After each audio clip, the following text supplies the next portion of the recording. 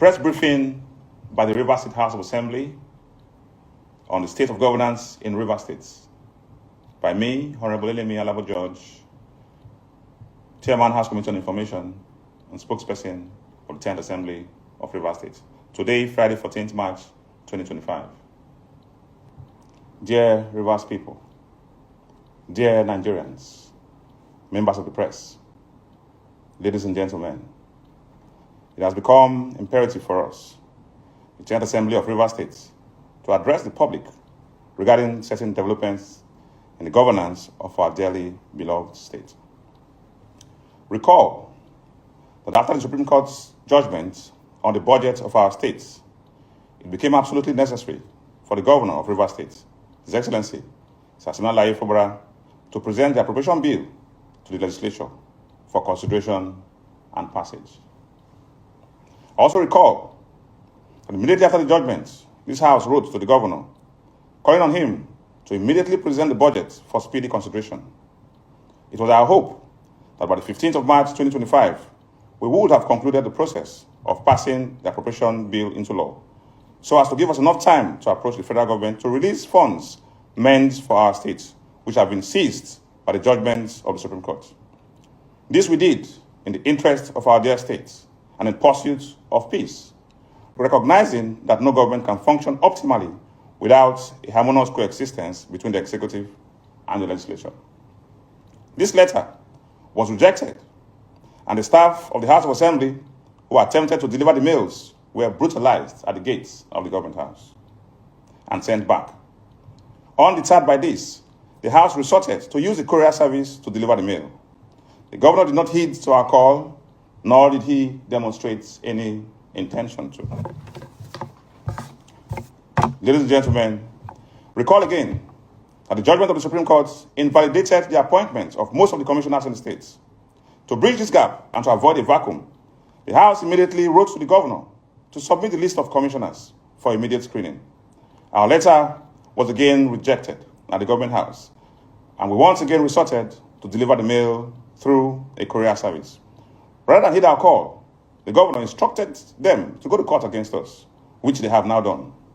The governor went further to instruct all ministries, agencies, and departments of government not to receive any correspondence from the Rivers State House of Assembly, nor communicate with us in any manner. Last week, we were told that on his way to Ogoni for a program, the governor made a stopover at the gate of the House of Assembly quarters to grant an interview to the press. In that interview, he claimed that he had sent a letter to the House of Assembly indicating his intention to visit and present the appropriation bill.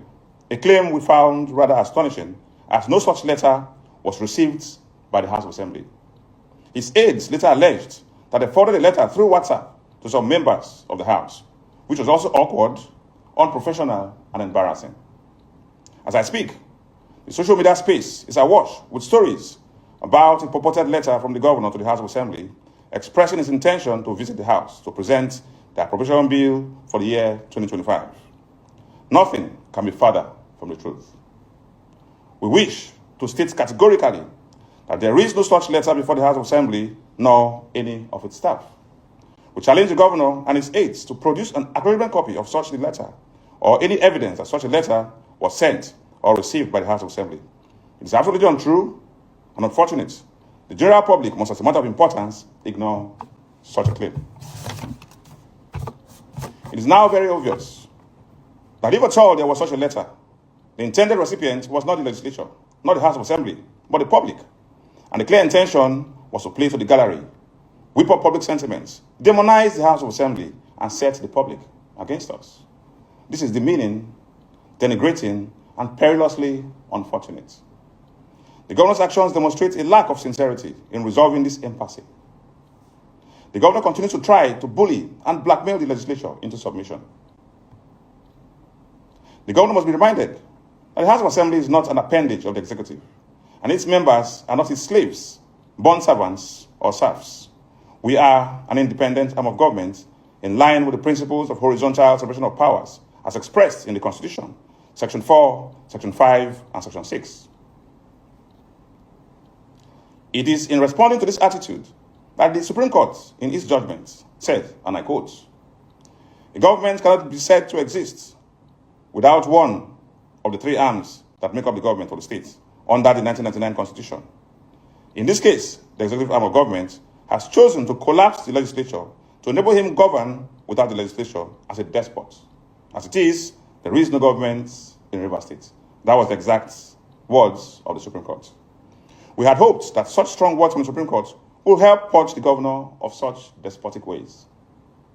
Dear Rivers people, dear Nigerians, gentlemen of the press, our state must move forward. As an assembly, we are severely solicitous of progress for our state. All of us cannot be held to ransom by one man's ego. All of us must join hands to plead with the governor to do the right thing in the right and lawful way so our states can make progress. This assembly has borne the brunt of this crisis.